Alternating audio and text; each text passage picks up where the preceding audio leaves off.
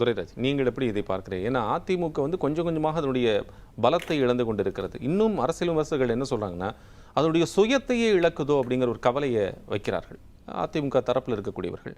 தாவேக தரப்பில் என்ன சொல்றாங்க அப்படின்னா, பாருங்க எங்களை வந்து அவர்களா வாண்டட், இதுதான் புது அதிமுக, இதுதான் இப்போ எம்ஜிஆர் எப்படி இருந்தாங்களோ ஜெயலலிதா எப்படி இருந்தாரோ அதுபோன்று விஜய் அவர்கள் இருக்கிறார்கள் அப்படிங்கிற கருத்துக்களை சொல்றாங்க. அதாவது எந்த ஒரு ஜனநாயக இயக்கமும் ஒரு கருத்து வேறுபாடு இல்லாமல் உலகத்தில் இருந்ததே கிடையாது. கருத்து வேறுபாடு வரும் போகும்.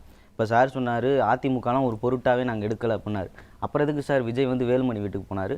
அதிமுக சின்னத்துலனால ஜெயிச்சார். ஒரு பொருட்டே இல்லாத ஒரு கட்சியிலிருந்து ஜெயிச்சவருக்கு நீங்கள் எதுக்கு விஜய் வந்து அவர் வீட்டுக்கு போனோம்? அப்ப அவரும் பொறுப்பு இல்லாம போறாரா? விஜயும் பொருட்டு இல்லாதனால தான் அங்க போறாரு. அதாவது என்னன்னா, மக்கள் ஆதரவு இன்னும் வலுவிழக்காமல் அதிமுக இருக்கு. இயற்கையே நம்ம வந்து நீங்க பாத்தீங்கன்னா ஒரே சூழ்நிலை இருக்காது. ஒரு மாசம் வந்து வெப்ப சூழ்நிலையா இருக்கும், ஒரு மாசம் வந்து மழை பெய்யும், ஒரு மாசம் இலையுதிர் காலம் வரும். அது மாதிரி ஒரு இயக்கத்துல கருத்து வேறுபாடு வரலாம், பல பேர் போகலாம், பல பேர் வந்து சேரலாம். அது முக்கியம் கிடையாது. அந்த இயக்கம் எப்படி வலுவாக கட்டமைக்கப்பட்டிருக்கிறது அப்படின்னு பார்க்கும்போது இன்னும் தமிழக மக்களுடைய மனதில் வீரியமாக செயல்பட்டுருக்கு. எங்கேயோ ஒரு இடத்துல மிஸ் பண்ணுற மாதிரி இருக்கா? ஒரு கட்சி வந்து லூஸ் ஆகிற மாதிரி ஒரு ஃபீல் இருக்கா? அது தனிப்பட்ட எண்ணங்கள் எல்லாருக்கும் இருக்கலாம். ஆனால் வந்து அந்த மாதிரி நீங்கள் சொல்கிறது இருக்குல்ல, அது இப்போது நீங்கள் சொன்னீங்க ஒரு அலை வந்து விஜய் அலை இருக்குது, நம்ம எல்லாரும் பேசிக்கிட்டு இருக்கிறோம். அந்த அலையிலையும் கூட ஒரு 72 வயசில் இருக்கக்கூடிய ஒருத்தர் தமிழ்நாடு முழுக்க போய் இப்படி பிரச்சாரம் பண்ணி இந்த கட்சியை வந்து கட்டமைத்து அவரும் ஜெயிச்சிருக்கிறாரு. தமிழகத்திலே அதிக வாக்கு வித்தியாசத்தில் எடப்பாடியார் ஜெயிச்சிருக்கிறார். ஆனா தமிழ்நாட்டை ஆண்ட முதலமைச்சர் ஸ்டாலின் இந்த அலையில தோத்து போயிருக்கிறார். அப்போ மக்கள் ஆதரவு அதிமுக இருக்க போய் தான் அந்த முதல்வர் வேட்பாளர் ஜெயிச்சிருக்கிறார். ஒருவேளை இவர் முதல்வராக வந்துருவாரு அப்படின்னு ஓட்டு போட்டிருக்காங்க. ஆனா திமுக தலைவர் முதல்வராக வரமாட்டாருன்னு மக்கள் நம்பினால தான் அந்த தொகுதி மக்களே ஓட்டு போடல. அப்ப எந்த கட்சி வலுவா இருக்கு? அதிமுக வலுவா தானே இருக்கு. அலை வந்து வந்திருக்கு, அலையிலிருந்து நாங்கள் தப்பிச்சிட்டோம். கண்டிப்பாக ஒரு நாள் வந்து ஆட்சி அமைக்கும்ன்ற வீரியத்தோட தொண்டர்கள். ஆனால் இப்போ கட்சியிலேருந்து விலகி வரக்கூடிய எம்எல்ஏக்கள், முன்னாள் எம்எல்ஏக்கள், இப்போ திரு இசைக் சுப்பையாவோ அல்லது மற்ற மரகதம் குமாரோ இவங்கெல்லாம் சொல்கிறது என்னென்னா, நாங்கள் ஆளுங்கட்சியில் இருக்கோம், ஏற்கனவே 2 தடவை எதிர்கட்சி ஆகிட்டோம், இப்போ மீண்டும் எதிர்கட்சி ஆகிட்டோம் அப்படின்னா எங்களால் எதுவுமே மக்கள் செய்ய முடியாது. கருத்து எப்படிப்பட்ட கருத்து? அப்போ பதவி வெறி, பதவி சுகம் தேவைப்படுகிறவர்கள் அதிகாரத்தை நோக்கி போறாங்க. மக்களுக்கு இதேதான் செந்தில் பாலாஜி பண்ணாரு. பதவி வெறியாகுமா? மக்களுக்கு என்ன செய்யணும்? நீங்க சட்டமன்ற உறுப்பினராக, நீங்க சட்டமன்ற ஆளுங்கட்சி மூலமா, அப்ப நீங்க திமுக போன தடவை ஆட்சியில இருந்துச்சு, அப்ப நீங்க வந்து மக்களுக்கு சேவை செய்யணும், அதிகாரத்துல பங்கிடணுமா, திமுக பிச்சு வந்துருவீங்களா? மக்களுக்கு சேவை செய்யணும்ன்றது எந்த நிலையிலும் இருந்தாலும் செய்யலாம். அதுக்கு மனநிலை தான் தேவை. மனநிலை தான் தேவை, அதிகாரம் தேவை கிடையாது. நீங்க சட்டமன்ற உறுப்பினர் ஒரு தொகுதியில ஓட்டு போட்டு மக்கள் தேர்ந்தெடுத்திருக்காங்கன்னா உங்களுடைய அதிகாரத்திற்கு உட்பட்டு, சட்டமன்ற உறுப்பினர் என்ற அதிகாரத்திற்கு உட்பட்டு நீங்க சேவை செய்யலாமே. உங்களுக்கு அமைச்சர் பதவி வேணும், உங்களுக்கு வாரிய பதவி வேணும், உங்களுக்கு குறிப்பிட்ட மண்டலத்தோட தலைவர் வேணும். நம்ம அதை உறுதிப்படுத்தணும். நீங்க அப்புறம் எதுக்கு ராஜினாமா பண்றீங்க? மக்கள் ஓட்டு போட்ட உங்களுக்கு நீங்க எதுக்கு உங்க பதவி? சொன்னது என்னன்னா, அவர்கள் சொன்ன ஒரே ஒரு வினாடி தலைவா, திமுகவை நோக்கி போன ஒரு தலைவர் இந்த வார்த்தையை பேசுறதுக்கு தகுதி திமுகவை நோக்கி போனது, திமுக கூட்டணி பேச்சுவார்த்தை வச்சாங்க, இவங்க பார்த்தாங்க, அவங்க பார்த்தாங்க, இவங்க சொல்ற இது எதுவுமே அதிகாரப்பூர்வ தகவல் கிடையாது. எந்த இடத்துலயாவது திமுக சொல்லியிருக்கா, அதிமுக தலைமை சொல்லியிருக்கா? சொல்ல கிடையாது. இது ஒரு பிம்பம். 1000 பேஜ் நம்ம பேசலாம். நீங்க வந்து யாருமே இதை மறுக்கல, எல்லாரும் சொல்லக்கூடிய ஒரு ஸ்டேட்மெண்டா அது இருக்கே. எப்படி சார் நீங்க நேத்து வரைக்கும், நான் உனக்கு கேக்குறேன், நேத்து வரைக்கும் விஜய் வந்து பாஜகவினுடைய கைகூலி, விஜய் வந்து ஆர்எஸ்எஸ் பெற்றெடுத்த பிள்ளைகள்லாம் சொன்னாங்க. இன்னைக்கு போய் நீங்க எப்படி சேர்ந்தீங்க? திரு பொன் ராதாகிருஷ்ணன் அதான் சொல்றாரு. அவர் வந்து விசிக தலைவர் திருமாவளவன் வந்து பேர குழந்தைன்னு சொல்றாரு, ஆர்எஸ்எஸ் உடைய பேர குழந்தைன்னு. ஆமா, அப்புறம் எப்படி நீங்க போய் இப்ப சேர்ந்தீங்க? உண்மை தெரிஞ்சிருச்சுல. 1000 பேசலாம், என்ன வேணா வந்து வெளியில இருந்து கொண்டு ஒரு ஆதாயத்துக்காக பேசலாம், கருத்துக்களை, தன்னுடைய கருத்துக்களை முன்வைக்கலாம். ஆனா உள்ள போய் பார்த்தா தானே தெரியும் அது ஆர்எஸ்எஸ் பிள்ளையா இல்லைன்னா காங்கிரஸ் பெத்த பிள்ளையான்னு.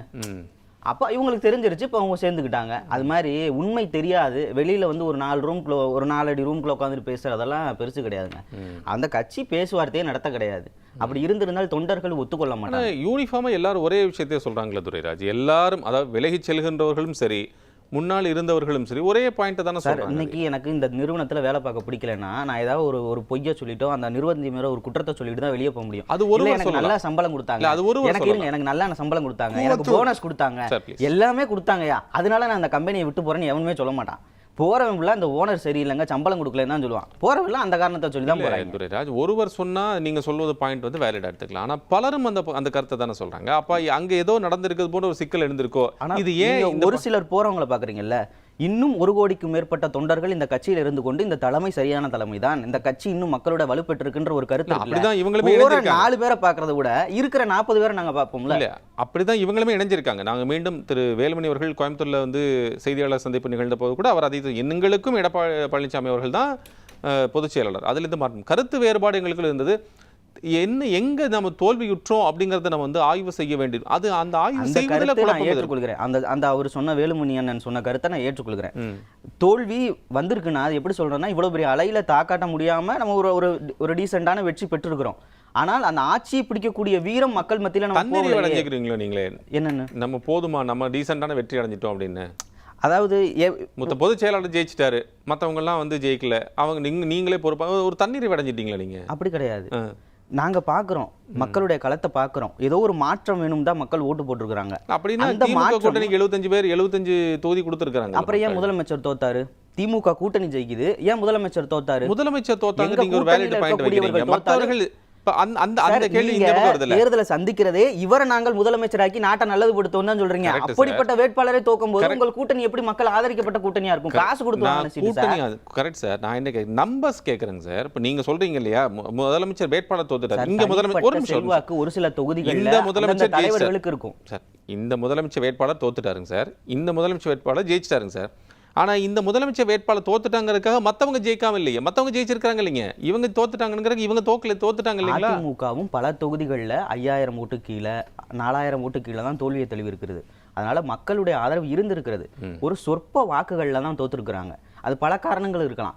ஒரு இந்த பாஜகவை சொல்றாங்க, அதுக்கப்புறம் வந்து பல தலைவர்கள் உள்ளடி வேலை பார்த்தாங்கன்னு சொல்றாங்க. அந்த மாதிரி பல காரணங்கள் இருக்கலாம். ஆனா மக்கள் மத்தியில இருந்து அந்த வீரியம் இன்னும் குறைய கிடையாது. அவங்க பல வாஷிங் மிஷின் சொன்னாங்க. பாஜக ஒரு வாஷிங் மிஷின் வச்சிருக்கு, திமுக ஒரு வாஷிங் மிஷின் வச்சிருக்கு, தாவேகா கூட புதுசா திமுக வச்சிருக்கு. நம்ம அந்த செந்தில் பாலாஜி எல்லாம் போய் அதில் விழுந்து தானே வாஷிங் மிஷின் எடுத்தாங்க. அங்கிட்டு புதுசா தாவேகா வாஷிங் மிஷின் வந்துருக்கு. ஆனா எனக்கு ஒரு பெருமை என்னன்னா, அதிமுக வாஷிங் மிஷினே இல்லை. வெளியில போறாங்களா இல்லையா, நாங்க வாஷிங் மிஷினே இல்ல, அப்படி வெளியில போறவங்க தான் நீங்க எடுக்கிறீங்க. இன்னொன்னு இதை நான் முடிச்சேன் இல்ல சார், அப்படி வந்த செங்கோட்டையனை தான் தூக்கி நீங்க அமைச்சராக்கி இருக்கீங்க. அதை இருக்கட்டும். இப்ப நான் எனக்கு ஒரே ஒரு கருத்து மட்டும் சொல்றேன், டாபிக் விட்டு நம்ம வெளியில போயிட்டோம். ஒரே ஒரு கருத்து, நான் விஜய்கிட்ட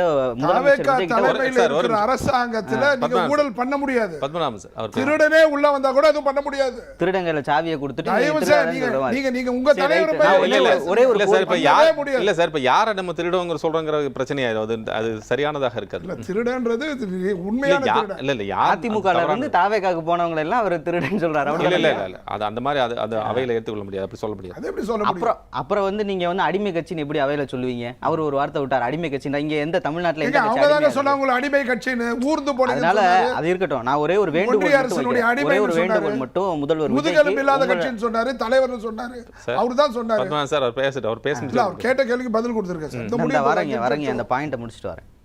நான் முதல்வர் விஜய் அவர்களுக்கு உங்கள் தொலைக்காட்சியின் வாயிலாக ஒரே ஒரு கோரிக்கை மட்டும் வைக்கிறேன். இப்போ இங்கிருந்து ரிசைன் பண்ணிட்டு போய் சேர்ந்திருக்கிற எம்எல்ஏக்கள் அதிமுகல இருந்து தாவேகாக்கு போயிருக்கிறாங்க.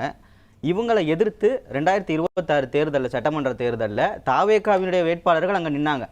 இப்போ வரக்கூடிய இடைத்தேர்தலில் இதே வேட்பாளர்களை நீங்க அங்க போட்டீங்கன்னா, உங்களுக்காக உழைத்த, உங்களுக்காக ஓட்டு போட்ட, தாவேகாண்டி ஓட்டு போட்ட மக்களுக்கு நீங்க செய்யறது என்ன வேலையை செய்ய போறீங்க? இதுதான் ஜனநாயகமா?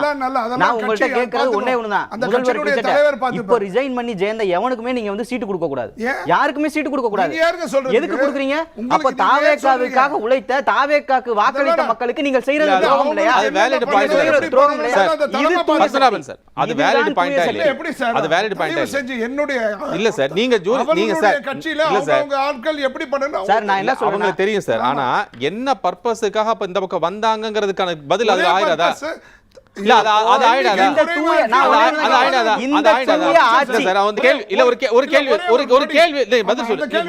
நீ பதில் சொல்லுங்க, அதே சேர்த்து சொல்லுங்க. இப்ப திரு சுமன் கவி என்ன சொன்னாரு, அப்ப நீங்க என்ன பர்பஸுக்காக நீங்க வந்திருக்கீங்க அல்லது கூட்டிட்டு வரப்பட்டிருக்கீங்க அப்படின்னா, ஒருவேளை நீங்கள் அதே நபர்களை மீண்டும் அதே தொகுதியில் நிற்க வைத்து எம்எல்ஏவாக நீங்க கண்டெஸ்ட் பண்ண வச்சீங்க அப்படின்னா, சோ இந்த பர்பஸ்க்கு தான் நீங்க வந்திருக்கீங்கிறது டெலிவர் ஆயிரும்னு சொல்றாரு. எஸ், நான் என்ன சொல்றேன், திமுக தலைவர் என்ன சொன்னாரு, கவர்னர் ஆட்சி வந்துடும், அதனால தான் நாங்கள் வந்து இந்த என்னுடைய எம்எல்ஏக்கள் எல்லாம் கேன்வாஸ் பண்ணி அவங்களுக்கு சொல்லி நீங்கள் போய் ஆதரவு கொடுங்க, மாற்று பிஜேபியினுடைய இன்டைரக்ட் அரசு வந்துடக்கூடாது அப்படின்னு சொன்னார் இல்லையா, அவங்க செய்யும் போது அது ரைட்டு. அதே அதிமுக எம்எல்ஏக்கள் 25 பேர் என்ன சொல்றாங்க, மக்கள் ஆதரவை பெற்ற தாவேக்கா கவர்னர் ஆட்சி வந்துட விடக்கூடாது, ஆட்சி கழிந்து விடக்கூடாது, மக்களுக்கு நன்மை செய்ய வேண்டும் என்கின்ற போக்கில் இருக்கும் போது அவங்க மக்களுக்கு நன்மை செய்ய வேண்டும், அதுல மாற்று கருத்துல மக்கள் வாக்களிச்சிருக்காங்க. ஆனா மக்களுக்கு துரோகம் செய்யறாரு, மக்களுக்கு விஜய் துரோகம் செய்யறாரா இல்லையா, மக்களுக்கு முதல்வர் விஜய் துரோகம் செய்யறாரா இல்லையா, இது அப்பட்டமான துரோகமா இல்லையா? என்ன ஆட்சி ஒரு நிறுவனம் சொன்னாரு, ஊழல் இல்லாத தீய சக்தி இல்லாத தூய சக்தி ஆட்சி. அப்புறம் தீய சக்தியில ஜெயிச்ச சின்னத்துல ஜெயிச்ச ஒருத்தரை கூட்டிட்டு வந்து திரும்பி நான் இடைத்தேர்தல்ல தூய சக்தியில நிறுத்துவீங்கன்னா இது எப்படி? அது நிறுத்தல. நான் அதான் வேண்டுகோள் வைக்கிறேன். மக்கள் தீர்ப்பே ஐயா என்ன சொல்றாரு, நிறுத்தப்பட்டாலும்ன்றாரு. அதுக்கு தான் பதில் சொன்னேன், அதுக்கு தான் பதில் சொன்னேன். மக்கள் போடணும் அந்த 2 கோடி அந்த கேள்வி எழத்தான் இதுதான் ஜனநாயக படுகொலை. அந்த கேள்வி கண்டிப்பாக எழத்தான் சார் செய்யும். துரைராஜ் மக்கள்கிட்ட நான் ஒண்ணே ஒன்று தான் சொல்லணும். மக்கள் தங்களுக்கு யாரு வந்து வரணும், அதிகாரத்துக்கு வரணும்னு வாக்களிக்கிறாங்க. அவங்க மக்கள்கிட்ட கேட்காம தன்னுடைய சுய லாபத்திற்காக ஒரு பண வெறியோ இல்லைன்னா பதவி வெறிக்காண்டியோ மக்களை தூக்கி போட்டுட்டு வேற கட்சிக்கு போய் திரும்பியும் தேர்தலில் வந்து சந்திக்க வாய்ப்புகள் இருக்கு. விஜயபாஸ்கர் திரு சி விஜயபாஸ்கர் வந்து நான் மக்கள்கிட்ட கேட்கறேன் அப்படின்னு சொல்லி மக்கள் சந்திப்பண்றாரு. அதே நான் சொல்லி முடிச்சிடறேன். இப்போ நான் ஒன்னே ஒன்று தான் சொல்லணும். அரசு ஊழியர்கள் எப்படி வந்து வாலண்டியரா வந்து கொடுத்துட்டு போவாங்க, நான் எனக்கு இந்த பதவி வேணாம் அப்படின்னு கொடுத்துட்டு போகும்போது திரும்பி எப்படி வந்து அவங்க வர முடியாதோ அதே மாதிரி ஒரு சட்டம் இந்த வேட்பாளர்களுக்கும் கொடுக்கப்படணும், எம்எல்ஏக்களுக்கு கொடுக்கப்படணும். ஒன்ஸ் நீ ரிசைன் பண்ணிட்டேன்னா திரும்பி எம்எல்ஏவா நிக்க முடியாதுன்னு ஒரு சட்டம் வந்துருச்சுன்னா நீ அமைதியா இருப்பேல, மக்களுக்கு சேவையாற்ற தானே வந்திருக்கீங்க, அது எந்த கட்சியில இருந்தாலும் நீங்க சேவையாற்றலாம்ல.